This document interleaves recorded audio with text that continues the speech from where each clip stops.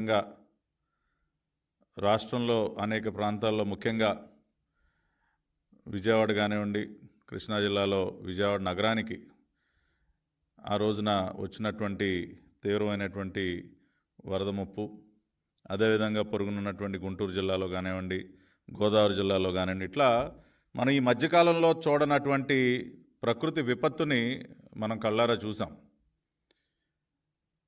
వివిధ వాగులు పొంగటం, కృష్ణానదికి దాదాపు 12 లక్షల క్యూసెక్కుల వరద కృష్ణా బ్యారేజ్ దగ్గరికి చేరుకోవటం, ఇవన్నీ కూడా ఈ మధ్యకాలంలో మనం ఎప్పుడూ చూడలా. దానివలన కొన్ని లక్షల మంది తీవ్రంగా ఇబ్బందులు పాలయ్యారు, నష్టపోయారు. మరి వారి కష్టాన్ని చూసి చలించిపోయినటువంటి రాష్ట్ర ముఖ్యమంత్రి గౌరవ శ్రీ నారా చంద్రబాబు నాయుడు గారు దాదాపు 10 రోజుల పాటు మరి ఎన్టీఆర్ జిల్లా కలెక్టరేట్లో ఒక బస్సులో ఉండి మరి 24 గంటలు కూడా అధికారులను అప్రమత్తం చేస్తూ మరి ఆపదలో ఉన్నటువంటి ప్రజలను ఆదుకోవటం కోసం తగినటువంటి ఆదేశాలు ఇస్తూ మొత్తం మానిటర్ చేస్తూ వరద సహాయాన్ని ఆయన స్వయంగా జేసీబీల పైన, బుల్డోజర్లు ఎక్కి, ట్రాక్టర్లు ఎక్కి, పడవల మీద అర్ధరాత్రిని కూడా చూడకుండా తన సెక్యూరిటీని కూడా పక్కన పెట్టి ఆయన వరద నీళ్ళల్లో ఏ రకంగా తిరిగారో ప్రపంచం మొత్తం చూసింది. Yes, that is Chandrababu Naidu.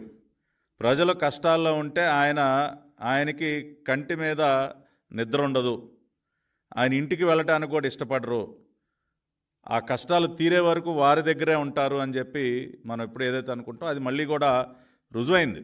ఆ రోజున చంద్రబాబు నాయుడు గారు వ్యవహరించినటువంటి తీరుని బట్టి ప్రజలకు కూడా ఒక ధైర్యం, అరే మన కోసం స్వయంగా రాష్ట్ర ముఖ్యమంత్రి రేయనక పగలనక కష్టపడతా ఉన్నారు. మోకాళ్ళలో నీతల్లో నడుంలోతు నీళ్ళల్లో కూడా ఆయన నడుచుకుంటూ ఆయన ఇంటింటికి వెళ్ళి ప్రజల్ని పరామర్శించి వారికి సహాయాన్ని అందించి వాళ్ళకి ధైర్యం చెప్పారు.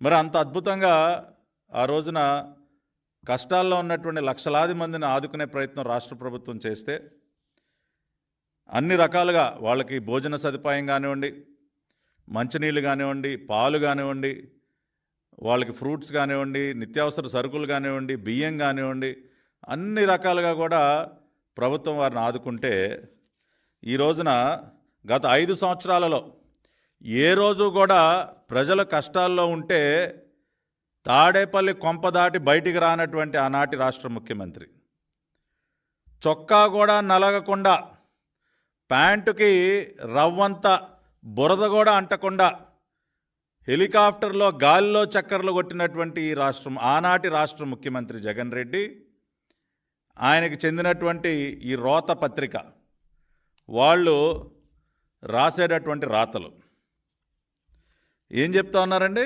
ఎంత నిస్సిగ్గుగా పచ్చి అబద్ధాలు రాస్తూ ఉన్నారంటే, ఏదో చేతిలో అవినీతి డబ్బులతో పెట్టినటువంటి ఈ దిక్కుమాలని పత్రిక ఉంది కదా అని చెప్పి భోజనాలకి 368 కోట్ల ఖర్చు, అదేవిధంగా మంచినీళ్ళ బాటిళ్ళకి 26 కోట్లు, అగ్గిపెట్టెలు కొవ్వొత్తులకి 23 కోట్లు అని ఇష్టానుసారం తప్పుడు లెక్కలన్నీ కూడా రాయటం, ప్రజల్ని మభ్యపెట్టేటటువంటి ప్రయత్నం చేయటం. వాళ్ళ సొంతంగా వాళ్ళు ఒక్క వాటర్ బాటిల్ కూడా ఇవ్వాల.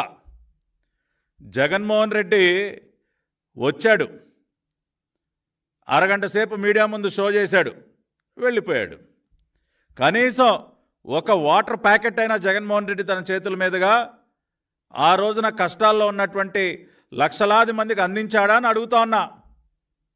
వైసీపీ నాయకులు ఎవరైనా ఇదిగో మేము ప్రతిపక్షంలో ఉన్నా సరే ప్రభుత్వానికి సహకారంగా మేము కూడా మా వంతు సహాయం మేము చేస్తామని చెప్పి ఏ వైసీపీ నాయకుడైనా ఇంటింటికి వెళ్ళాడా?